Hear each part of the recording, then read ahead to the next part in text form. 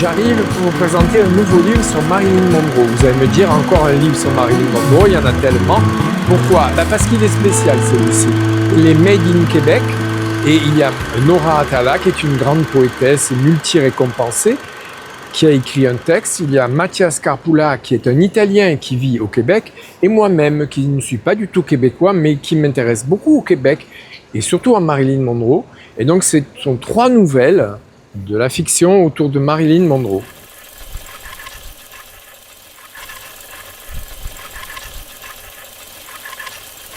L'idée du recueil de nouvelles, elle s'appelait Marilyn, m'est venue en 2022, tandis que j'étais en résidence à Paris, résidence d'écriture octroyée par le Conseil des arts et des lettres du Québec.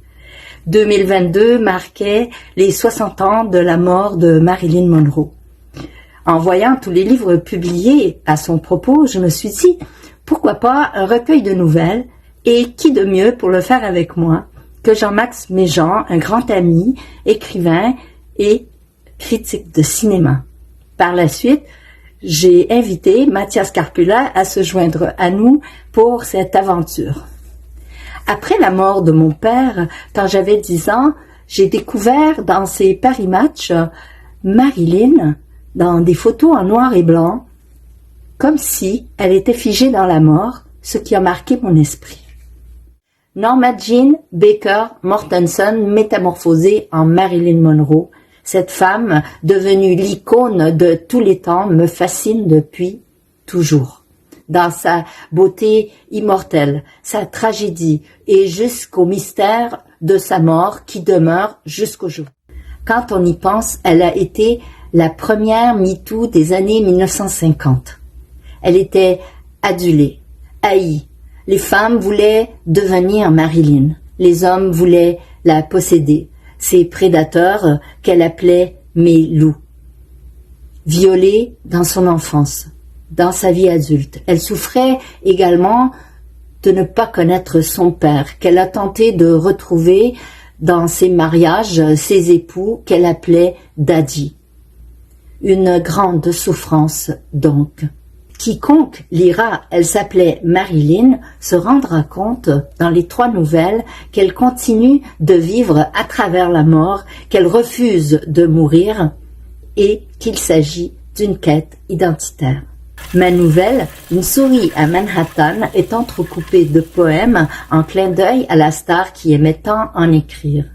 Je propose le récit d'une comédienne qui cherche à tout prix à devenir Marilyn. Elle porte le prénom de Roslyn, le dernier rôle de Marilyn Monroe dans Les Désaxés de 1961. Et ma Roslyn se demande parfois si elle n'est pas elle aussi désaxée, parce que parfois elle pense être Marilyn et d'autres fois qu'elle ne l'est pas. De fait, elle ne sait pas du tout qui elle est.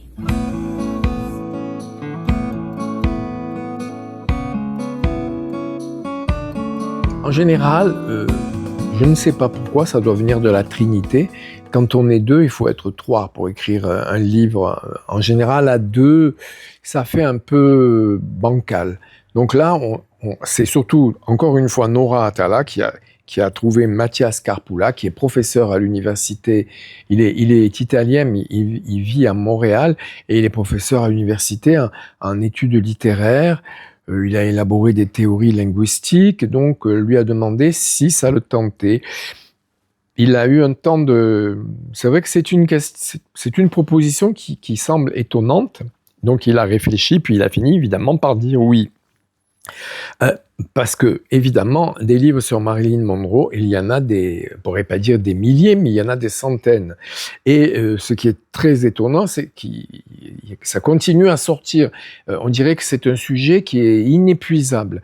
Et là, il y a même un livre, je viens de voir dans une librairie, qui a été coécrit par Isabelle Adjani. Alors, Isabelle Adjani, j'ai pas eu le temps de le lire, mais je vais l'acheter parce que ça m'intrigue. Je pense qu'elle fait une espèce d'amalgame entre son statut de femme star brune et celui de Marilyn Monroe blonde. Mais les hommes préfèrent les blondes, mais ils épousent les brunes. Elle n'était pas brune, elle était châtain foncé. Et après, c'est les studios qui ont décidé. De toute façon, ils l'ont fabriquée avec son accord ou sans son accord, ça je ne sais pas. Marilyn Monroe, elle a été fabriquée complètement. La couleur de cheveux, l'implantation, on lui a refait le nez, on lui a refait les joues, un peu comme Marlène Dietrich d'ailleurs. Hein. Mais pour nous, l'idée de Nora, j'espère que je ne vais pas trahir ce qu'elle avait pensé à l'origine, c'était d'écrire des nouvelles sur Marilyn. Et même moi, la mienne, j'ai même pas eu besoin de me creuser la tête. C'était Marilyn, qu'est-ce qui s'est passé après sa mort, en fait? Comme si... Alors, je vais pas passer pour un fou, un doudingue ou un surréaliste. J'imagine, c'est un peu comme dans le livre des morts tibétains. Qu'est-ce qui se passe entre le moment où vous mourrez, c'est-à-dire que votre âme quitte votre corps, et on passe... Est-ce qu'on est toujours conscient ou pas conscient? Qu'est-ce qui se passe après la mort? Voilà. Donc, qu'est-ce qui se passe après la mort de Marilyn? Mais en fait, là, si on lit bien la nouvelle, il y a une mise en abîme, puisque c'est Marilyn de son vivant qui imagine comment sera sa mort. Parce que le texte, quand vous le lirez, se termine. Et il va y avoir un rebondissement et on va se retrouver ensuite dans la vraie mort de Marilyn. Alors, avait-elle la prescience de sa mort?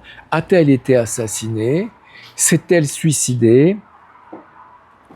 Je n'ai pas la réponse.